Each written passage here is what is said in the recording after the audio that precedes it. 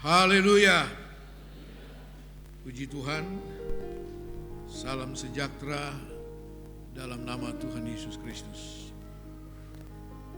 Saudara, kita masih belajar dari firman Tuhan tentang bertumbuh dalam pengenalan akan Tuhan dan Juru Selamat kita, Yesus Kristus. Kita membuka dalam surat Petrus yang kedua, 2 Petrus pasal 3 ayat yang ke-18.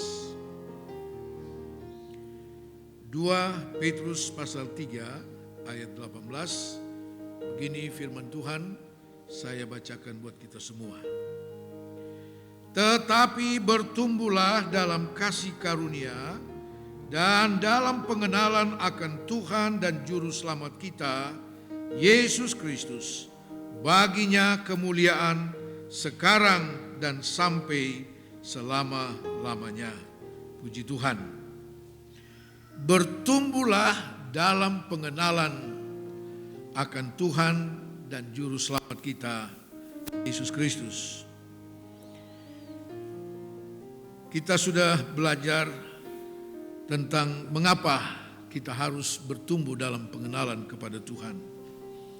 Antara lain supaya kita menjadi serupa dengan anaknya yang menggambarkan Kristus Yesus di dunia ini.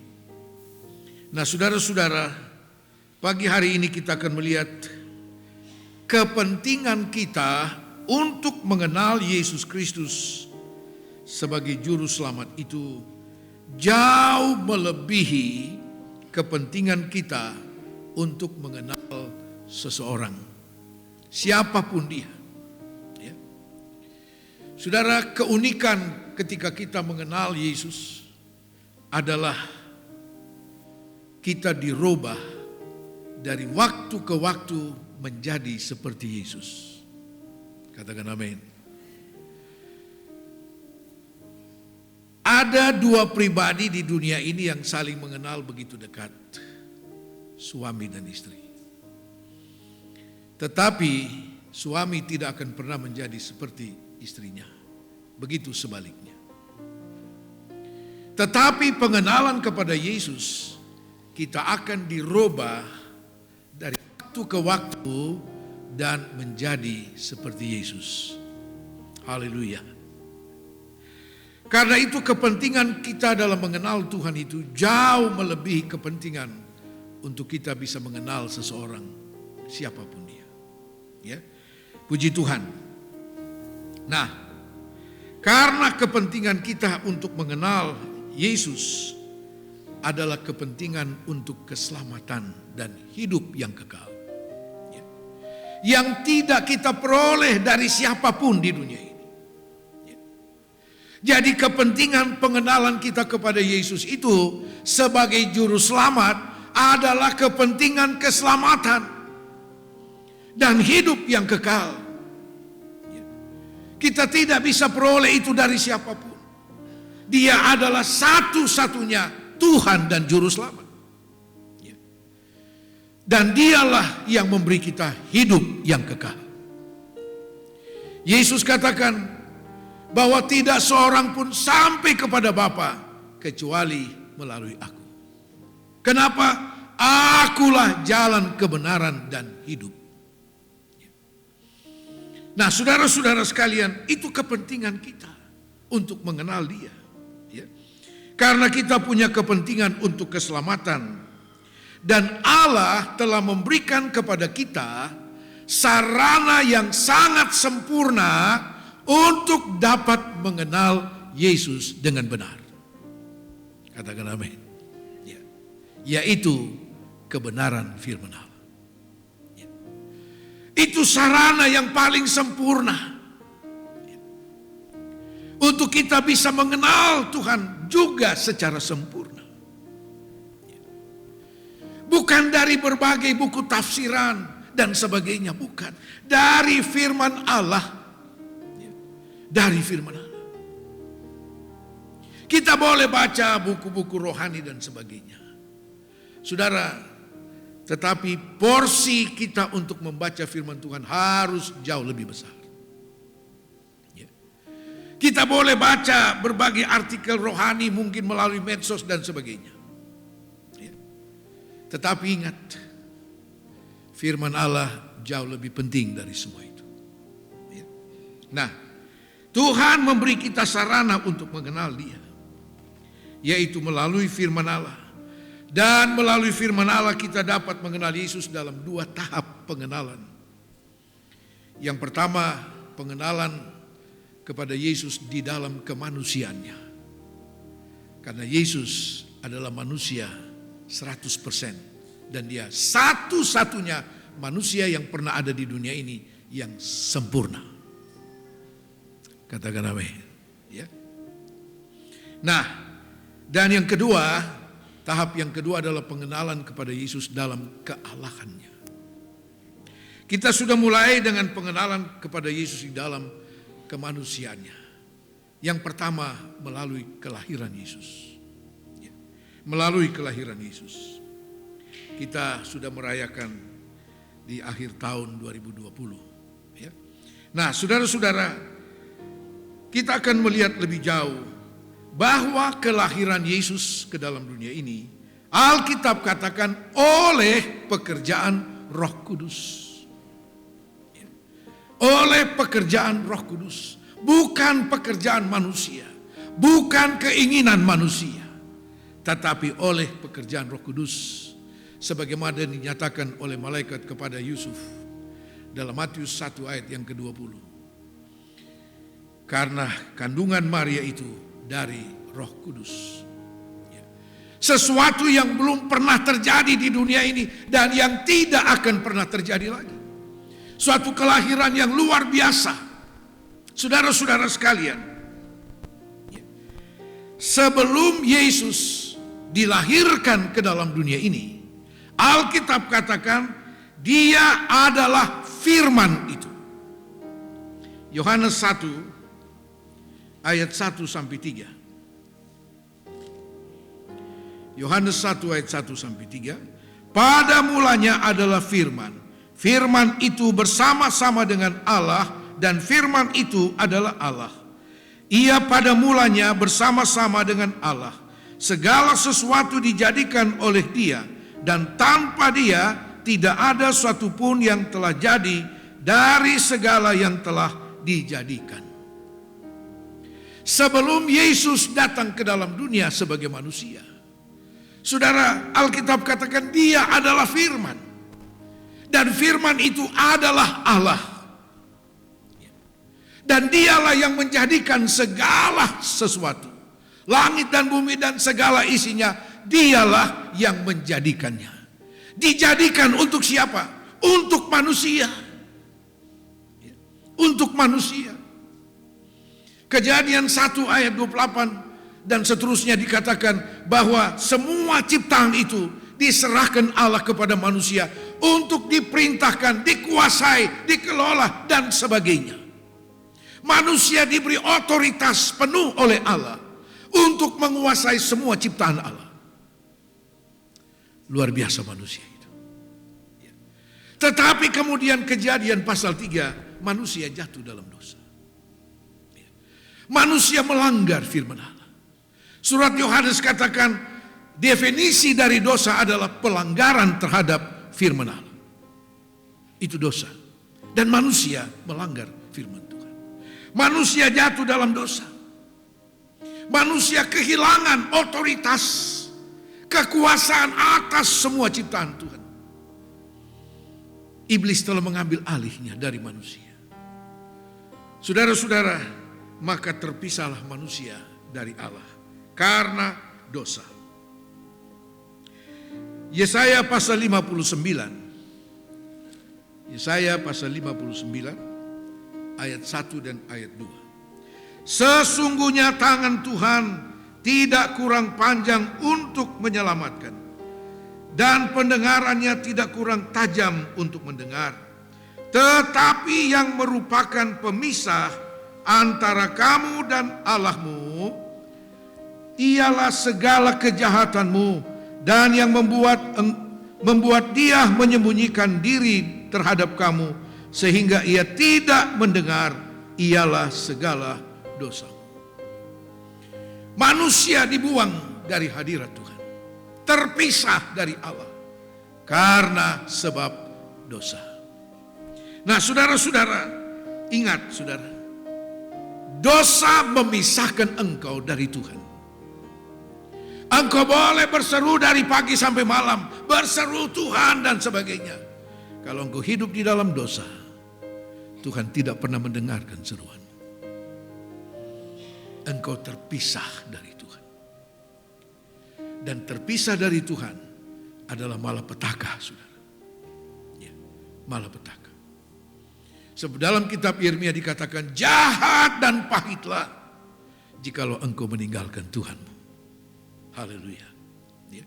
Ada satu pengalaman tentang hal itu. Selain dari kejatuhan manusia pada mula pertama, saudara, ada satu contoh dalam firman Tuhan dari kitab Rut tentang bagaimana pahitnya orang yang meninggalkan Tuhan, yang digambarkan dari kehidupan seorang Elimelek. Satu keluarga, karena sebab kelaparan yang terjadi di Bethlehem, pergilah mereka satu keluarga ke Moab.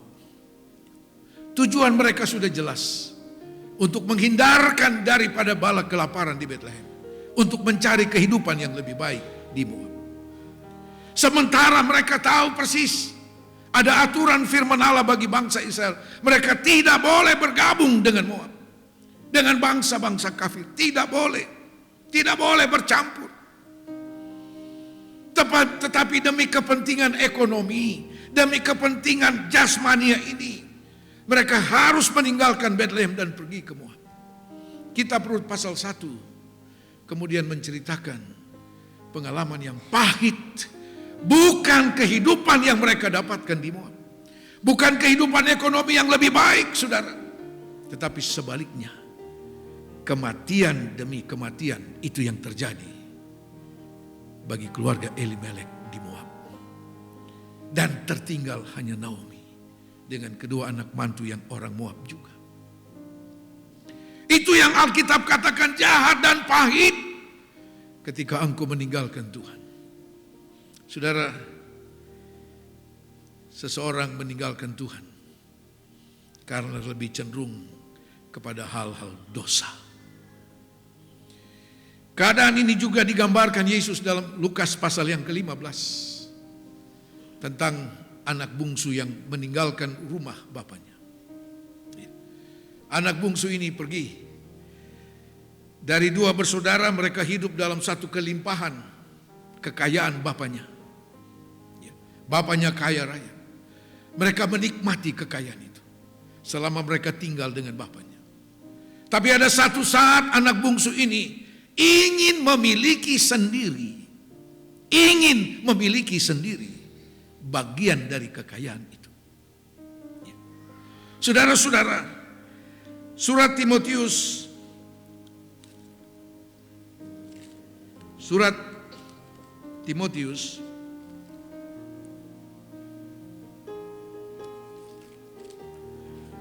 Satu Timotius pasal yang ke-6,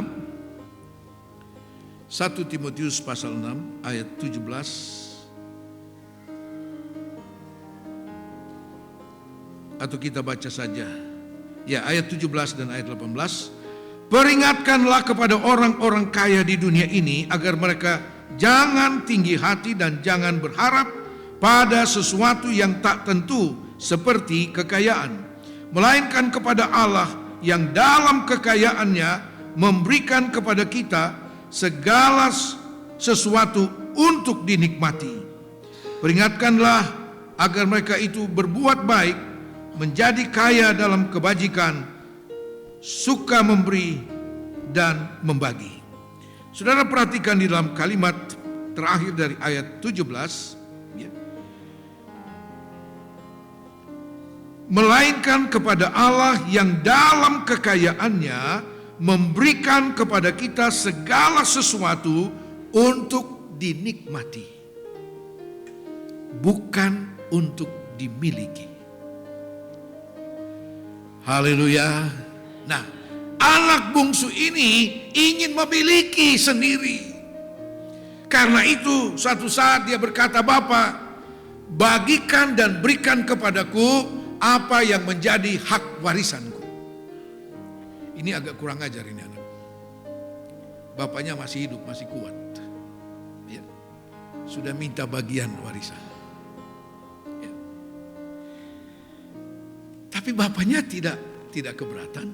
Bapaknya bilang, "Oke, silakan." Bapaknya urus segala sesuatu dan warisan itu diberikan dalam bentuk uang.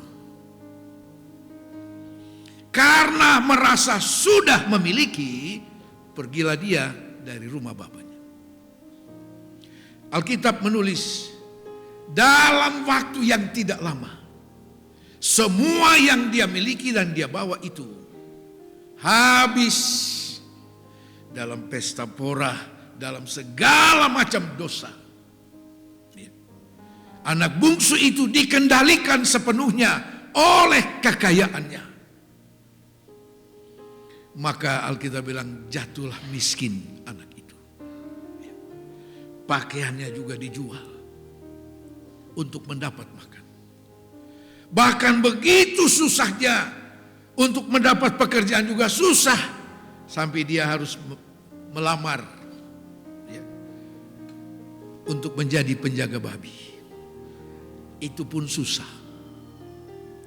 Saudara,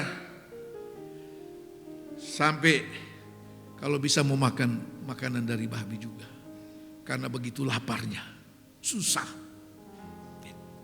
Nah, dalam keadaan seperti itu, kemudian dia sadar, di rumah Bapakku ada begitu banyak orang upahan yang menikmati makan minum di rumah Bapakku, tapi aku di sini akan mati. Saudara, itu yang Alkitab katakan jahat dan pahit ketika engkau meninggalkan Tuhan Allah. Itu pengalaman anak bungsu. Puji Tuhan, dia masih ada kesempatan untuk bertobat dan kembali kepada Bapaknya. Banyak contoh, dan saya kira ada banyak di antara kita juga yang pernah alami keadaan seperti ini. Puji Tuhan, Tuhan masih memberi kita kesempatan untuk kembali kepada Tuhan. Katakan amin. Haleluya. Nah, saudara-saudara sekalian, ketika manusia jatuh dalam dosa dan terbuang dari hadirat Tuhan, bukan berarti rencana Allah bagi manusia itu gagal. Tidak.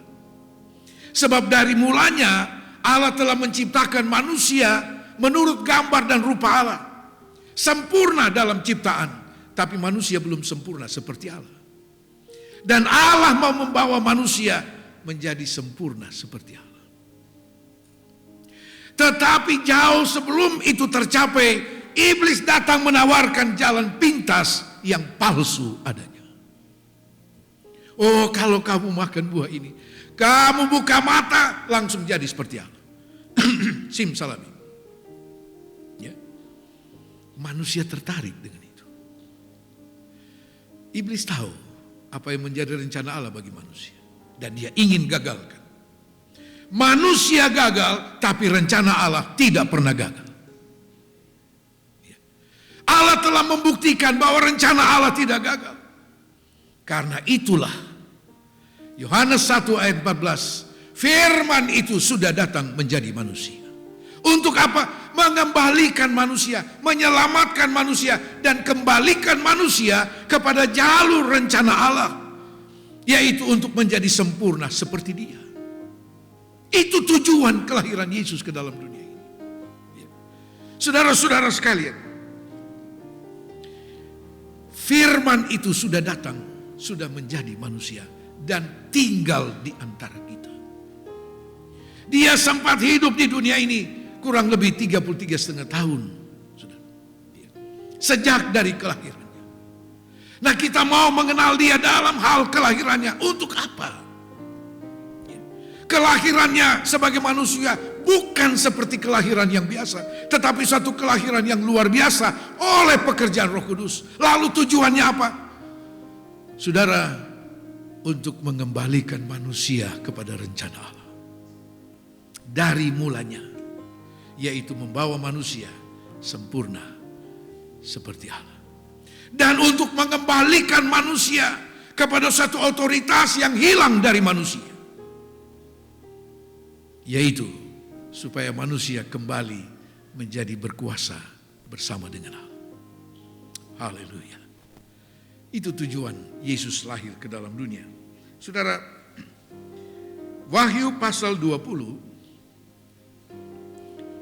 Wahyu pasal 20.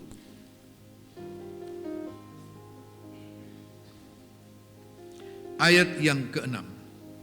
Berbahagialah dan kuduslah ia yang mendapat bagian dalam kebangkitan pertama itu. Kematian yang kedua tak berkuasa lagi atas mereka, tetapi mereka akan menjadi imam-imam Allah dan Kristus. Dan mereka akan memerintah sebagai raja bersama-sama dengan dia 1000 tahun lamanya. Haleluya. Ini rencana Allah bagi saudara dan saya. Yesus datang untuk mengembalikan saudara dan saya kepada apa yang menjadi rencana Allah dari mulanya. Manusia pertama sudah gagal, tapi rencana Allah tidak pernah gagal. Dan Yesus datang ke dalam dunia untuk mengembalikan manusia kepada rencana Allah itu. Manusia sudah kehilangan segalanya, tetapi di dalam Yesus semua yang hilang itu dikembalikan oleh Allah. Termasuk kekuasaan dan berkuasa bersama dengan Allah. Bukan untuk berkuasa di dunia ini sekarang, bukan. Oh, dunia ini penuh dengan dosa. Saudara, dunia ini akan dilenyapkan. Tetapi rencana Allah untuk mengembalikan kekuasaan dan berkuasa bersama dengan Allah bukan di dunia ini, tapi dikatakan apa? Di dalam kerajaan 1000 tahun damai yang akan datang. Katakan amin. Itu rencana. Dan kita harus mengenal Yesus dalam kelahirannya untuk apa? Inilah rencana Tuhan. Sehingga dari waktu ke waktu kita lebih mengenal dia lagi. Lebih mengenal dia lagi. Kita semakin kuat di dalam Tuhan. Kita bukan mengharapkan sesuatu apapun di dunia ini. Karena rencana untuk berkuasa bersama dengan Allah bukan untuk berkuasa di dunia ini. Tetapi untuk dikatakan akan memerintah sebagai raja bersama dengan Allah. Di dalam kerajaan 1000 tahun damai akan datang. Dan di dalam langit dan bumi yang baru yang akan datang. Haleluya. Saudara-saudara, rencana Allah sempurna bagi saudara dan saya. Rencana Allah sempurna bagi kita. Dan saya percaya kita sedang berada dalam jalur rencana Allah. Untuk mencapai apa yang disediakan Allah bagi saudara dan saya. Langit dan bumi akan lenyap. Tapi firman Tuhan tidak akan lenyap. Katakan amin. Tuhan Yesus memberkati. Kita bangkit berdiri. Haleluya.